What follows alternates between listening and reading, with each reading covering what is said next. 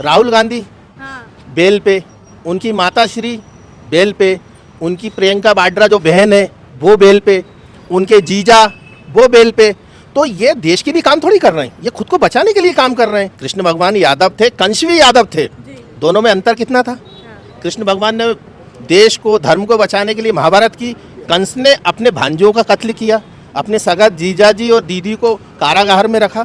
तो ये जो अखिलेश यादव है ये कंस वाले यादव हैं, लालू प्रसाद यादव हैं वो कंस वाले यादव हैं, डॉक्टर मोहन यादव जी कृष्ण भगवान वाले यादव हैं। आप देखिए ना, जब से वो सीएम बने तो प्रदेश में एक अलग वातावरण बना है। कांग्रेस के शासन काल में यदि महिलाओं का जितना हनन हुआ है इस धरती में कभी हुआ क्या? जीतू पटवारी की मानसिकता, राहुल गांधी की मानसिकता, पूरी कांग्रेस की, इनकी मानसिकता ही महिला विरोधी, और महिलाओं ने तो अभी कम इनका पुतला जलाया है। डॉक्टर मोहन यादव तो घी दूध पीने वाले, उज्जैन में मैंने देखा है, हमारी समाज के चौधरी समाज के अखाड़े हैं, उनमें इन्होंने और डॉक्टर पारस जैन साहब ने पहलवानी की है। कैसा काम कर रही है यहाँ का सरकार?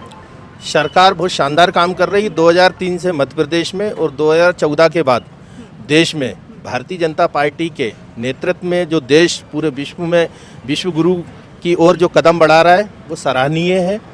उसके बाद हर देशवासी को, भारतवासी को मेरे अनुभव से ऐसा लग रहा है कि अब लग रहा है कि हम 1947 में सही ढंग से आज़ाद नहीं हुए थे, 2014 के बाद आज़ाद हुए हैं, ऐसा मुझे लगता है।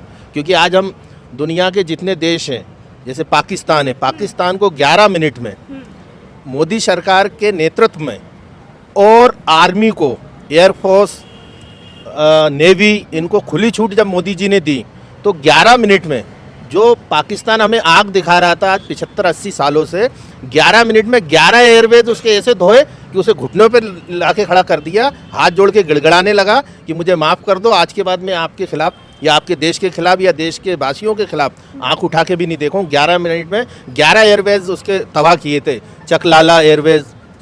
लेकिन विपक्ष तो कहती है इसका सबूत दो। देखो, हम नहीं मानते कि ऐसा कुछ हुआ है। नहीं, मैं ये बोल रहा हूँ कि विपक्ष में एक नादान बच्चा बैठा हुआ है जिसे यही नॉलेज नहीं है जो इस देश का होगा, जिसने इस मिट्टी की खुशबू को सूंघा होगा, इस मिट्टी में खेला होगा, इस मिट्टी से उसका परिवार का वास्ता होगा, वही इस देश की ओरिजिनल गरिमा को जान सकता। गांव की गलियां क्या होती हैं, यहाँ के खेत क्या होते हैं, उन्हें यही नहीं मालूम कि हिंदुस्तान के खेतों में आलू कैसे उगाया जाता है, गेहूं कैसे उगाया जाता है। तो वो नादान बच्चे हैं, वो सोने की चम्मच लेके पैदा हुए हैं। देखो, भूख की कीमत या रोटी की कीमत वही जान सकता है जो अपने जीवन में भूखा रहा हो। मकान की कीमत वो जान सकता है जो ज़मीन पे सोया है, रोडों पे सोया है, और उन्हें तो सोने की चम्मच मिली है। देश को गुमराह करके देश के पहले प्रधानमंत्री यदि संविधान रूप से और लोकतांत्रिक रूप से यदि जीत के कोई आए थे तो सरदार वल्लभ भाई पटेल जीते थे, उन्हें देश का पहला प्रधानमंत्री बनना था। लेकिन उन लोगों ने जो आज एक वो नारा दे रहे हैं बच्चे, नादान बच्चे की वोट चोरी और ये चोरी, सबसे पहली वोट चोरी यदि इस धरती पे की है, इस देश में की है, तो कांग्रेस में नेहरू परिवार ने की है। कि भाई जब जितने सदस्य थे उसमें 95% वोट माननीय स्वर्गीय इस देश को लोह पुरुष जिन्होंने कहा इस देश को जोड़ा है, ऐसे सरदार पटेल जी ने सबसे ज़्यादा वोट मिले थे, मत मिले थे। यदि वो आज देश के प्रधानमंत्री 1947 में बनते तो आज ये देश कब का विश्वगुरु बन जाता। सबसे पहली चोरी उनने की। लेकिन अभी तो वो कह रहे हैं वोट चोर गर्दी छोड़, इस तरह के वो लाने लगा रहे हैं, जनता को बरगला रहे हैं। तो देखिए, आपने देखा होगा, आप ये पढ़े लिखे हैं, यहाँ पे सब पढ़े लिखे लोग हैं, जो समझदार होता है खुद चोर होगा वो चोर बोलेगा दूसरे को। सबसे पहली चोरी तो कांग्रेस ने की ना, इनके परिवार ने की ना, राहुल गांधी के नाना जी ने की है। भाई उस समय इनके नाना जी थे नेहरू, उन्होंने यदि वो लोकतंत्र को मानते और देश को मानते तो सबसे पहले खुद बोलते कि 95% इस सदस्य के जो प्रधानमंत्री चुन रहे हैं वो 95% लोग सरदार वल्लभ भाई पटेल को वोट दे रहे हैं। तो वो खुद उनको ताज उनको पहनाना था कि मैं इस काबिल नहीं हूँ। देश की कांग्रेस जो है वो पहले से ही धांधलेबाजी करते आ रही है, पहले से करते आ रही है, और देश में जिन्होंने संविधान लिखा बाबा साहब अम्बेडकर जी ने, उनके साथ भी धांधली की है। उन्हें हराने के लिए कितने षड्यंत्र रचे। उन्हें कभी आप देखिए, दुनिया का देश का सबसे बड़ा उन्हें कभी तमगा दिया गया क्या, या उन्हें भारत रत्न दिया क्या? सबसे पहले उनको मिलना था जिन्होंने इस देश का संविधान लिखा। उस संविधान से हम हर एक गरीब को, एक अमीर को, एक अगड़े को, पिछड़े को, सबको लोकतांत्रिक तरीके से जीने का अधिकार है, समान रूप से अपने अधिकार हैं, उनको उन्होंने नहीं दिया। उनके साथ उन्होंने बेईमानी की। तो सबसे यदि धरती का दुर्भाग्य रहा हमारे देश का यदि कांग्रेस पार्टी के हाथों में बागडोर नहीं होती, माननीय अटल बिहारी वाजपेयी जैसी, सरदार पटेल जैसे प्रधानमंत्री उस समय बन जाते, तो ये देश तो कब का विश्वगुरु होता है। क्योंकि ये भगवान राम का देश है, ये भगवान कृष्ण का देश है। यहाँ चाणक्य ने जन्म लिया है, यहाँ स्वामी विवेकानंद जी ने जन्म लिया है, यहाँ चंद्रगुप्त मौर्य पैदा हुए हैं। इस देश में महाराणा प्रताप ने जन्म लिया है, इस देश में शिवाजी ने जन्म लिया है, गुरु गोविंद सिंह ने जन्म लिया। ये तो वीरों की धरती रही है। यदि इस धरती पे दुनिया में वीर पुरुष यदि किसी धरती पे पैदा हुए तो हम खुशनसीब है, भारतवर्ष पे पैदा हुए हैं। आप इतिहास उठा के देखिए ना, ऐसे ऐसे योद्धा पैदा हुए हैं। आप देखिए कि अपन वैज्ञानिक तरीके से तरक्की कर रहे हैं। या कुल मोहन भैया ने वैदिक घड़ी एक लॉन्च किया है, जिससे वो कह रहे हैं कि इससे परंपरा और संस्कृति से हम जुड़ेंगे, आने वाली पीढ़ियां इसको जानेंगी। तो क्या लगता है इसका फायदा होएगा? हमारी पार्टी या जो देश चला रही है बीजेपी, वो सही दिशा में जा रही है। वो जान रही है कि हमसे 1947 अंग्रेज जब देश गुलाम हुआ तो सबसे पहले चोट हमारी संस्कृति पे की गई। किसी भी देश को ख़त्म करना हो तो उसके रीति रिवाज, उसकी संस्कृति पर चोट कर दो। सबसे पहले मुगलों ने किया। देश 600-800 साल जो मुगलों के हाथ में रहा है वो दुर्भाग्य रहा हमारा। उसके बाद अंग्रेजों के हाथ में रहा। इन्होंने हमारी संस्कृति पे चोट की। हमें मालूम है कि वेद काल से भगवान राम हुए, कृष्ण हुए, जो आज अपन प्लेन परमाणु बम तो आज देख रहे हैं, वो तो उस समय मंत्रों से बुला लिया करते थे। तो जो वैज्ञानिक तरीके से, आप बताइए महाभारत में कितने युद्ध हुए? दिन भर योद्धा लड़ते थे और शाम को वो ऐसी दवाई लगाते थे कि सही हो जाते थे, सुबह फिर युद्ध में खड़े हो जाते थे। तो ये हमारी जो वैदिक काल की पुराणों में जो लिखा हुआ है, संस्कार है हमारे कि कैसे शारीरिक जो स्वास्थ्य की सुविधाएं थी, रहने की थी, उसी पे वापस अब मोदी जी के कार्यकाल में देश में और मध्य प्रदेश में माननीय मुख्यमंत्री डॉक्टर मोहन यादव जी के नेतृत्व में लौट रहे हैं। हम वापस विश्वगुरु की तरह बढ़ रहे हैं। लेकिन विपक्ष जो कह रही है वो कह रही है कि ये वैदिक घड़ी तो ला रहे हैं, लेकिन लोगों का, आम जनता का घड़ी खराब हो रखा है। आप एक बताइए, जो विपक्ष है, विपक्ष राजनीति कर रहा है और ये जो मेहनत कर रहा है वो खुद के परिवार और खुद की विरासत बचाने के लिए कर रहा है। लेकिन मध्य प्रदेश में डॉक्टर मोहन यादव जी की सरकार, वो देश में माननीय मुख्यमंत्री प्रधानमंत्री मोदी जी की सरकार दुनिया को, देश को, भारत को आगे बढ़ाने के लिए प्रयत्न कर रहे हैं। ये अपने परिवार को बचाने के लिए कर रहे हैं। इन्होंने जो देखिए, आप बिहार में देखिए, लालू प्रसाद यादव क्या है, 1 नंबर के चोरी के सबसे ज़्यादा मुकदमे दर्ज हैं तो लालू प्रसाद यादव परिवार पे है। उनका बेटा क्या कर रहा है, उन पे खुद पे वो सब जमानत पे है। इन्होंने चारा, जिस धरती का सबसे बड़ा घोटाला, चारा घोटाला किया है, उन्हें खुद शर्म आना चाहिए कि मेरे पूर्वज चोरी में फंसे हुए हैं, सबसे ज़्यादा घोटाले में फंसे हुए, खुद घोटाले में फंसे हुए हैं, 8वीं फेल। वो सिर्फ अपने परिवार की जो विरासत बची, उन्हें मालूम कि हम यदि मुख्यमंत्री नहीं बने या पद पे नहीं रहे तो अभी कोर्ट से जेल पहुंच जाएंगे, तो वो खुद को बचाने का प्रयास कर रहे हैं। राहुल गांधी बेल पे, उनकी माता श्री बेल पे, उनकी प्रियंका वाड्रा जो बहन है वो बेल पे, उनके जीजा वो बेल पे। तो ये देश के लिए काम थोड़ी कर रहे हैं, ये खुद को बचाने के लिए काम कर रहे हैं। ऐसे ही यूपी में देखिए आप, मुलायम सिंह यादव के सुपुत्र हैं अखिलेश यादव, इन्होंने टोटी तक चोरी की है। शर्म आना चाहिए। जिस घर में आप रहकर मुख्यमंत्री रहे, आपने प्रदेश को चलाया है, उस घर को जब आप मुख्यमंत्री पद से हटे, वो आपके कामों से हटे, आप लोकतांत्रिक तरीके से हटे, आपने गलत काम किया इसलिए जनता ने हटाया, तो आप टोटी चोरी करके ले गए। आप वहाँ से नल चोरी किया, आपने वहाँ से कुर्सियाँ उठाई, आप वहाँ से पलंग उठाए। आपको शर्म आना चाहिए। इस धरती पे ये लोग जो क्षेत्रीय दल है ना, देखिए यहाँ पे मोहन यादव जी भी यादव से आते हैं और अखिलेश यादव भी यादव जी से आते हैं, लेकिन इनकी सोच में कितना डिफरेंस है। देखिए, कृष्ण भगवान भी तो यादव आते थे, कंस भी यादव थे। कृष्ण भगवान यादव थे, कंस भी यादव थे। दोनों में अंतर कितना था? कृष्ण भगवान ने देश को, धर्म को बचाने के लिए महाभारत की, कंस ने अपने भांजों का कत्ल किया, अपने सगा जीजाजी और दीदी को कारागार में रखा। तो ये जो अखिलेश यादव है, ये कंस वाले यादव हैं। लालू प्रसाद यादव हैं, वो कंस वाले यादव हैं। और डॉक्टर मोहन यादव जी कृष्ण भगवान वाले यादव हैं। आप देखिए ना, जब से वो सीएम बने तो देश में एक अलग, प्रदेश में एक अलग वातावरण बना है। तो यादव होने से ये आप सब यादव एक समान थोड़ी होंगे। उस समय द्वापर युग में कंस भी पैदा यादव समाज में हुए थे और भगवान कृष्ण भी हुए थे, बलदेव भी हुए थे। तो ये कंस वाले यादव हैं यूपी में, जो अखिलेश यादव का परिवार है। इधर बिहार में लालू प्रसाद यादव का परिवार, वो कंस वाले यादव हैं। नहीं, अभी जैसे जीतू पटवारी बोलते हैं आपके घर पे भी महिला है, उनके घर पे भी महिला है, लेकिन वो क्या कहते हैं कि जो प्रदेश की महिलाएं हैं पूरे प्रदेश की, वो शराब और नशे में धुत रहती हैं। वो इस तरीके के कांग्रेस के शासन काल में यदि महिलाओं का जितना हनन हुआ इस धरती में कभी हुआ क्या? भोपाल में सरला कांड। दूसरा, इनके जो विपक्ष के नेता सिंगार जी, उन पे महिला का केस लगा हुआ है। जीतू पटवारी खुद चुनाव हारे हुए हैं भाई, उनकी क्षेत्र में वैल्यू नहीं है। जो अब एक बात बताइए, इससे एक मानसिकता दिखती है कि माननीय मोदी जी हर महिला को बराबर का अधिकार देने की बात कर रहे हैं। वो बोल रहे हैं कि नहीं, महिलाओं को हम अब 50% आबादी महिलाओं की देश में, तो उन्हें अभी 33% आरक्षण देने का काम किया तो माननीय मोदी जी ने किया, वो प्रदेश में डॉक्टर मोहन यादव जी ने किया। तो महिलाओं को आगे लाने का काम वो करेगा जो महिलाओं को, अपनी बहन बेटियों को सम्मान देगा, आगे बढ़ाएगा। कांग्रेस ने कभी दिया क्या? कांग्रेस ने कभी किया क्या? तो जीतू पटवारी जी की मानसिकता, जीतू पटवारी तो बच्चे हैं, जीतू पटवारी की मानसिकता, राहुल गांधी की मानसिकता, पूरी कांग्रेस की, पूरी विपक्ष की, इनकी मानसिकता ही महिला विरोधी। और महिलाओं ने तो अभी कम इनका पुतला जलाया है। जब ये वोट मांगने जाए ना तो इनको चप्पलों से इनका स्वागत करना चाहिए, क्योंकि हमारे देश में, हमारे धर्म में, हिंदू धर्म में महिलाओं को देवी का अवतार कहा गया है, सनातन में देवी माना गया है। देवी दुर्गा जी देख लो, रानी अवंतीबाई देख लो, रानी लक्ष्मीबाई देख लो, आप अहिल्याबाई देख लो, देवी का अवतार, काली जी को देख लो, आप देवी का अवतार माना है।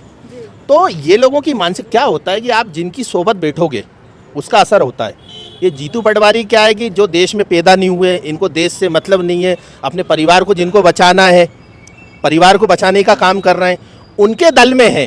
तो बताते ना कि आदमी जिसके साथ रहता है उसमें गुण नहीं तो थोड़े से गुण आते हैं। तो जीतू पटवारी भटक गए हैं, उन्हें अपने रास्ते पे आना चाहिए और ये बचपने वाली हरकत छोड़ना चाहिए उन्हें। वो तो हाल ही में एक रैली में ये भी बोलते हुए मिले कि आप मेरा चेकअप कर लो, मैं नशे में नहीं मिलूंगा, मोहन यादव जी नशे में मिलेंगे। एक बात बताइए, मैं अपनी विरासत से इस चीज़ को जोड़ता हूँ। एक पहलवान आदमी को आपने कभी नशे में देखा है जो पहलवानी करता हो? नहीं रहेगा। यदि वो नशा करेगा तो कभी पहलवानी नहीं करेगा। इस धरती पे डॉक्टर मोहन यादव जी जितने मुख्यमंत्री हैं कांग्रेस के, उनके समान या पहलवानी कर सकते हैं वो, या तलवारबाजी कर सकते हैं। जिन्होंने कृष्ण की परंपरा, भगवान बलदेव की परंपरा को अपनाते हुए पहलवानी की हो, जो लकड़ी चलाते हमारी विरासत को संभाले हुए, वो क्या नशा कर सकते हैं? जीतू भाई 2 डंड मार के दिखा दें या तलवार घुमा के दिखा दें। तो नशेले ये हैं, ये रात को नशा करते हैं। तो डॉक्टर मोहन यादव तो घी दूध पीने वाले, उज्जैन में मैंने देखा है, हमारी समाज के चौधरी समाज के अखाड़े हैं, उनमें इन्होंने और डॉक्टर पारस जैन साहब ने पहलवानी की है। हमारी खुद समाज के अखाड़े हैं, वहाँ पे पहलवानी करी इन्होंने, कुश्ती लड़ी, इन्हें आज भी जाते हैं दंगा कुश्ती लड़ने। जीतू भाई ने कभी लंगोट पहनना बता देंगे, लंगोट पहनते कैसे हैं। तो नशे में ये कांग्रेस है, जीतू पटवारी है, पहलवान कभी कोई नशे में नहीं हो सकता है। तो इसी से आप इनका फ़र्क समझ लो कि डॉक्टर मोहन यादव जी नशा क्या, घी दूध खाने वाले हैं। जीतू पटवारी जरूर नशे में लगते हैं मुझे जिस हिसाब। अब देखो एक बात बताइए, आप महिला हमारी बहन है, हम आपका सम्मान चरण छू के करेंगे। हम आपसे ये तो नहीं इस टाइप के जीतू पटवारी जी जैसे जैसे तर्क देंगे क्या, ये आपका सम्मान नहीं करेंगे। जब भी आप ऐसा तर्क देंगे हम तो आपके चरण छुएंगे, ये हमारी बहन है आप। तो ये फ़र्क होता है जीतू पटवारी में और डॉक्टर मोहन यादव जी में। अच्छा, मोहन यादव जी का कोई 5 काम बताइए जो आपको बहुत बेहतरीन लगा हो। मैं तो 500 काम गिना सकता हूँ। मध्य प्रदेश में 33% महिलाओं का आरक्षण लागू करने में उनका योगदान है। हमारी जो विरासत थी, इस देश की जो पहचान थी, कृष्ण भगवान जी ने जैसे उज्जैन में रहकर पढ़ाई की, शिक्षा यहीं ग्रहण की, वो कृष्ण का वो बनवा रहे हैं, कृष्ण भगवान का लोकधाम बनवा रहे हैं। देवी अहिल्याबाई होलकर, जिसको अभी अपन ने 3वीं शताब्दी बनाई, माननीय डॉक्टर अपने प्रधानमंत्री जी मोदी जी ने इतना बड़ा वो किया, उनका वो महेश्वर में पूरा वो बनवा रहे हैं, कॉरिडोर टाइप का बनवा रहे हैं, है ना। दूसरा, सिंगस की तैयारी अभी से कर दी भाई। हमारे योगी जी, योगी बाबा के शानदार काम कर रहे हैं। अच्छा, बुलडोजर के नाम से सबसे बड़ा नाम आपके क्या आता है, क्या माइंड में आता है बुलडोजर के नाम पर? दुनिया का सबसे अच्छा काम योगी जी कर रहे हैं। भाई एक बात बताइए, पहले आप सर्वे कर लीजिए या आप RTI लगा दीजिए, यूपी में 2017 के पहले कितने % क्राइम था। अब वहाँ के लोग, मेरे भी रिश्तेदार रहते हैं, मैं भी आता जाता हूँ, वहाँ पे 5% क्राइम बचा है, ये बुलडोजर के कारण और ये ऑन द स्पॉट इनकाउंटर के कारण। पहले बहन बेटियां बताती थी कि शाम को 6 बजे के बाद निकलती नहीं थी रोडों पे, आज रात को 2 बजे भी निकल रही है ना। तो कोई भी छूने से पहले, पक्षी भी छूने से पहले सोच रहा है कि योगी जी का शासन है। जी ये फर्क है। देखिए आपको भी नहीं नजर आ रहा है भाई, आप वहाँ पे जाके आप चाहिए तो जैसे हमसे पूछ रहे हैं आप पूछिए, ये फर्क है। योगी जी ने बताया कि प्रशासन कैसे किया जाएगा, भारत देश में कैसे रहा जाएगा। भारत देश में रहना होगा तो वंदे मातरम कहना होगा आपको। जी तो योगी जी सिखा रहे हैं यही। अब जो ये प्रणाली डॉक्टर मोहन यादव जी यहाँ कर रहे थे, ये भी खुशी की बात है। अभी हाल ही मछली गैंग पे बुलडोजर चला, उस पर आप क्या कहेंगे? कम अभी उनको सजा मिली है। एक बात बताइए, उनके वीडियो देखे 300 हिंदू बच्चियों के साथ उन्होंने उनका जीवन खराब किया। उन 300 बच्चियों का जीवन खराब नहीं हुआ है, उनके परिवार का 300, उनके साथ जुड़े हुए रिश्तेदारों का, ये तो पकड़ में आए हैं। मतलब ये तो आधा % है। क्या मालूम 3000 भी हो सकती, 30,000 भी हो सकती।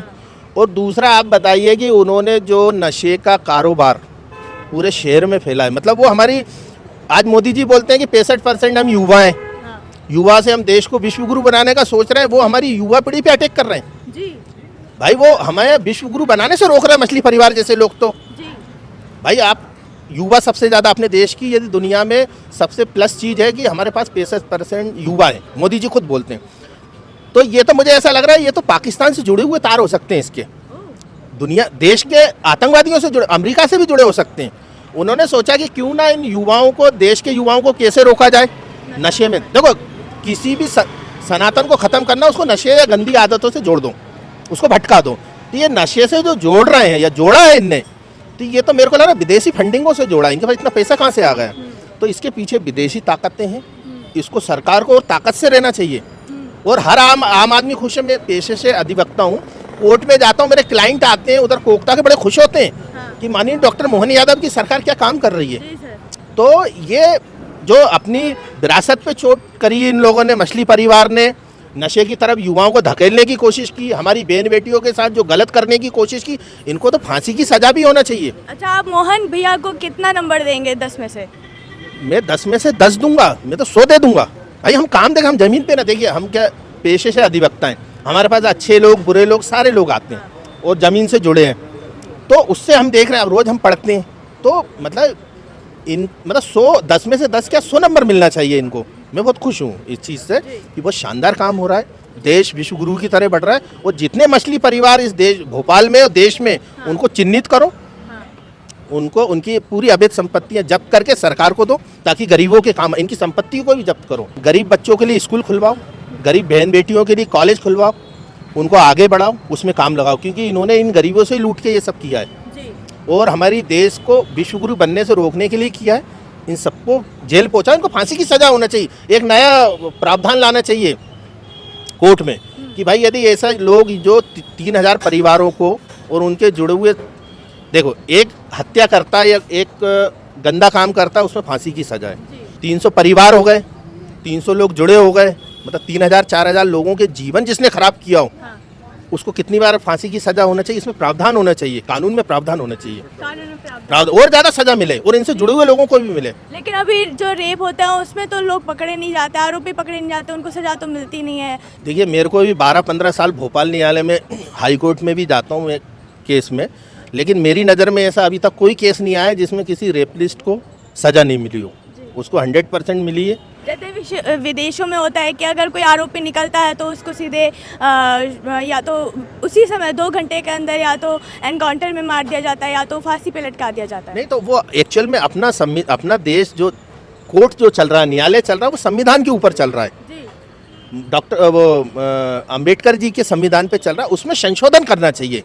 कि भाई अब जैसे कठोर, अभी 2023 में माननीय मोदी जी के नेतृत्व में संशोधन हुआ है, वो शानदार संशोधन हुआ है।